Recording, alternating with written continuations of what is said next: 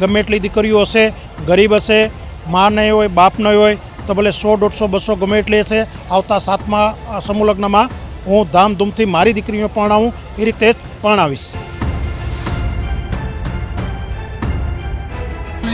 અમે એ રીતે જોડાણા કે અમારે કોઈ ભાઈ નથી, અમે 3 બહેનો છે. મારા મોટી બેનના મેરેજ થઈ ગયા છે ને મારા એક નાના બેન બાકી છે, એનું કંઈ સગાઈ નથી, એટલા માટે મારા સમૂહમાં લગ્ન કર્યા.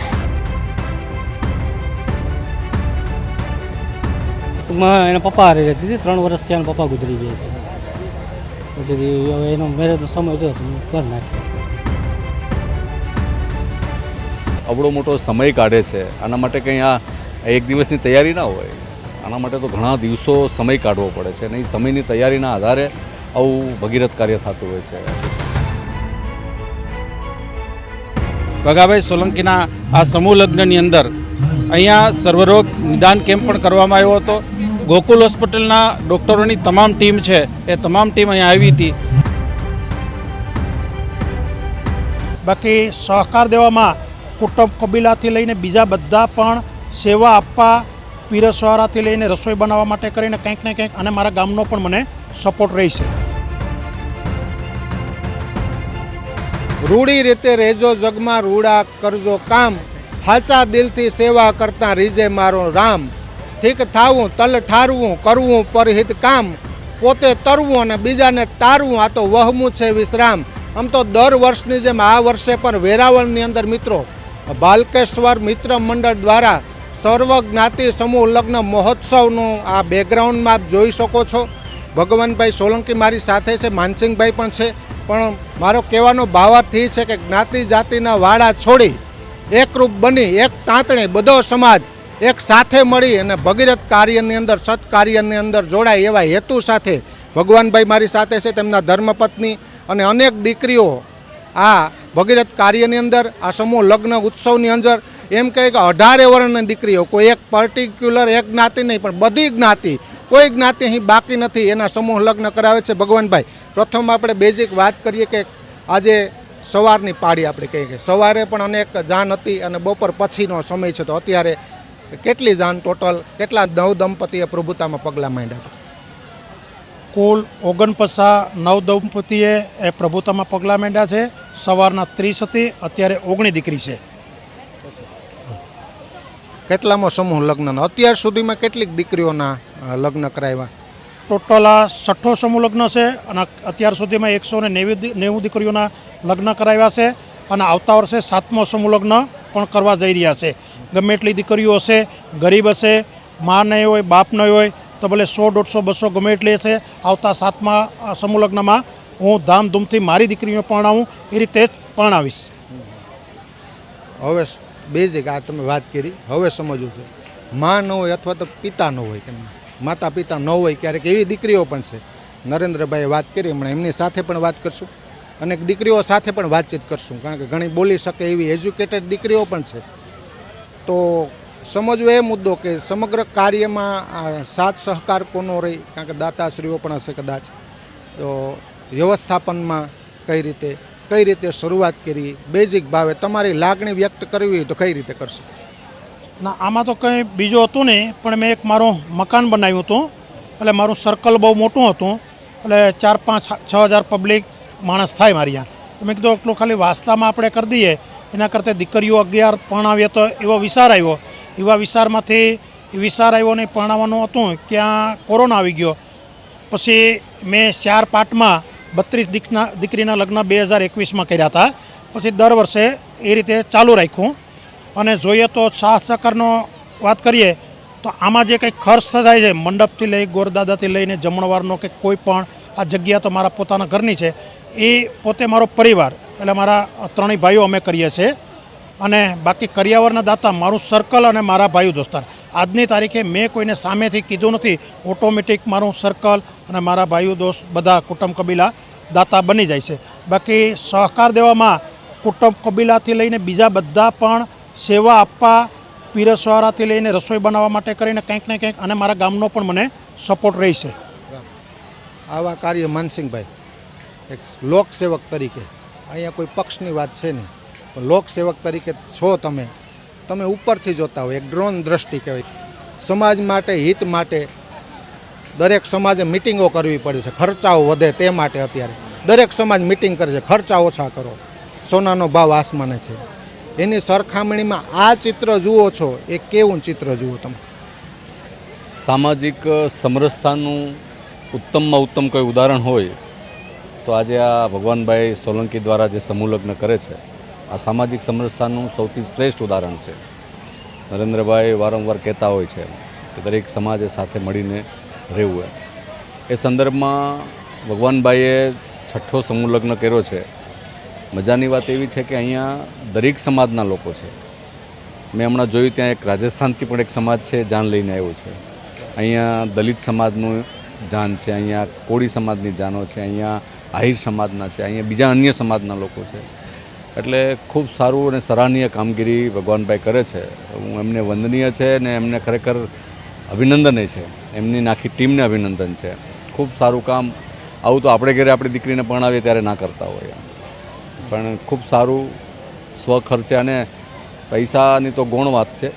દાનવીર દાતાઓ આ તો બધા મળી જતા હોય છે, પણ અવળો મોટો સમય કાઢે છે. આના માટે કંઈ આ એક દિવસની તૈયારી ના હોય, આના માટે તો ઘણા દિવસો સમય કાઢવો પડે છે અને એ સમયની તૈયારીના આધારે આવું ભગીરથ કાર્ય થતું હોય છે. એટલે ભગવાનભાઈ એમના પરિવારને હૃદયપૂર્વક મારા અભિનંદન છે.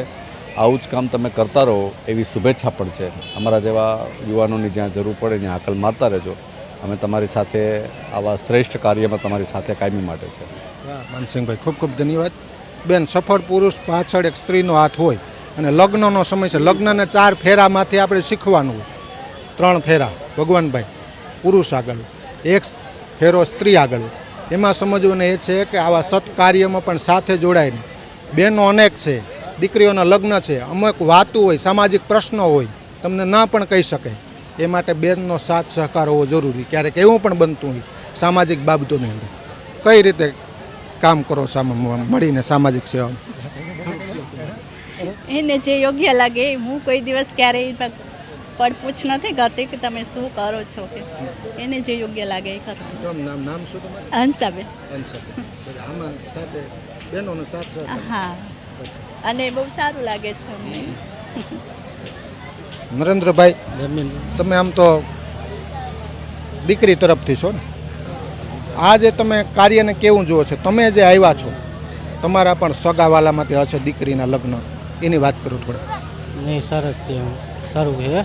મેં તો ગઈ વખતે 2 બાબાના મેરેજ કરાવ્યામાં ને આ વખતે મને સામેવાળાનું એવું કે જુનાગઢનો આગ્રહ હતો. મેં કે નહીં, ભગાભાઈ કરતા હોય તો મારે ક્યાંય નથી જવું.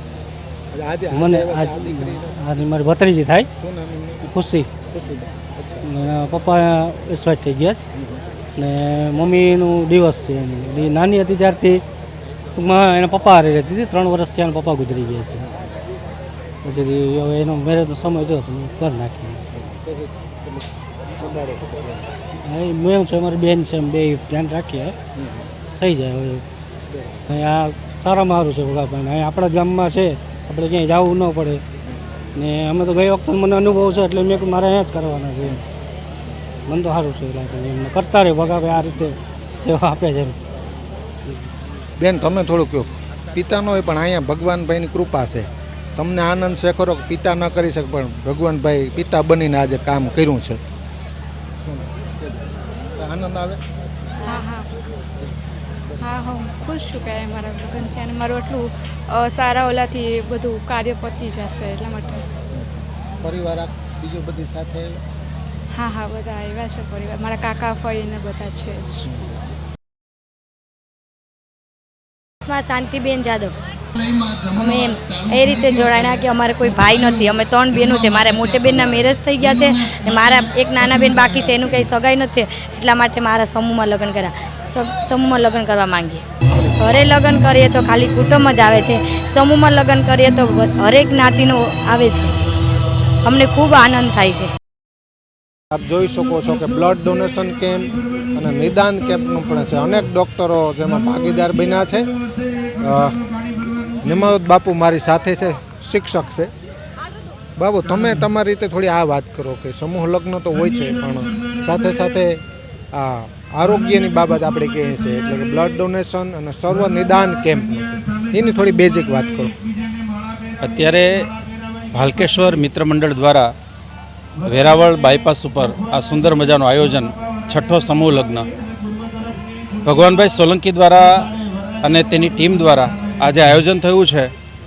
એક વાઇડ વિચાર સાથે કે સમૂહ લગ્ન તો દરેક જગ્યાએ થતા હોય છે, પરંતુ એમનો એક ઇન્ટેન્સ રહ્યો છે કે સર્વજ્ઞાતિ સમૂહ લગ્ન છે એ મારા દ્વારા થાય, મારો પરિવાર એની અંદર જોડાય, મારું મિત્ર મંડળ એની જોડાય અને સાથે સાથે સામાજિક પ્રવૃત્તિના ભાગરૂપે દર્દીઓને સેવા થાય, લોકો છે એ અહીંયા એકત્ર થતા હોય તો એમના દ્વારા બ્લડ છે એ ડોનેટ કરવામાં આવે. આવા એક વિચાર સાથે ભગાભાઈ સોલંકીના આ સમૂહ લગ્નની અંદર અહીંયા સર્વરોગ નિદાન કેમ્પ પણ કરવામાં આવ્યો હતો. ગોકુલ હોસ્પિટલના ડૉક્ટરોની તમામ ટીમ છે એ તમામ ટીમ અહીંયા આવી હતી અને ઘણા બધા દર્દીઓએ એમનો લાભ લીધેલો હતો. જેમના માટે વેઇટિંગ કરવું પડે, ગોકુલ હોસ્પિટલની અંદર તમારે 15 દિવસ, મહિનો દિવસ રાહ જોડાવવી પડે, ત્યારે તમારો વારો આવે. એ ડૉક્ટરોની આખી ટીમ છે એ આ સમૂહ લગ્નની અંદર આવી અને સુંદર મજાના આયોજનની અંદર સમૂહ લગ્નની સાથે અહીંયા સરસ મજાના જે મંડપ છે એ મંડપની અંદર, આ ટેન્ટની અંદર દરેક દર્દી છે એ દરેક દર્દીનું ચેકઅપ કરાવવામાં આવ્યું. સાથે જ રેડક્રોસ સોસાયટી અમારી વેરાવળ દ્વારા અહીંયા બ્લડ ડોનેશન કેમ્પ, અને બ્લડ ડોનેશન કેમ્પની અંદર 14,000 ml અત્યારે બ્લડ છે એકત્ર થઈ ચૂક્યું છે અને હજુ પણ આપ જોઈ રહ્યા છો કે અહીંયા અમારા જે ડોનર છે એ ડોનર પોતાનું બ્લડ છે એ ડોનેટ કરી રહ્યા છે. લોકસેવાનું આ એક ભગીરથ કાર્ય છે અને આ ભગીરથ કાર્ય છે એ સમૂહ લગ્નની અંદર આ કાર્ય થતું હોય એવું અહીંયા અમે પ્રથમ વખત જોયેલું છે. મારું નામ દીપકભાઈ આગિયા છે. હું ગીર સોમનાથ જિલ્લા વેરાવળ શહેરનો રહેવાસી છું અને સૌથી પહેલાં બહુ આનંદ થયો. ભગાભાઈનો ખૂબ ખૂબ આભાર માનીશ કે એટલું સરસ મજાનું અમને સમૂહ લગ્નનું સાથે સાથે નિદાન કેમ્પનું આયોજન કર્યું અને અત્યાર સુધીમાં 1,000 કરતાં વધારે દર્દીએ લાભ લીધો અને ગોકુલ હોસ્પિટલનો પણ ખૂબ ખૂબ આભારી માનીશ. રક્તદાન હે મહાદાન એના મંત્ર સાથે બ્લડ ડોનેટ કર્યું એ બદલ હું લાભાર્થીઓનો પણ ખૂબ ખૂબ આભાર વ્યક્ત કરીશ.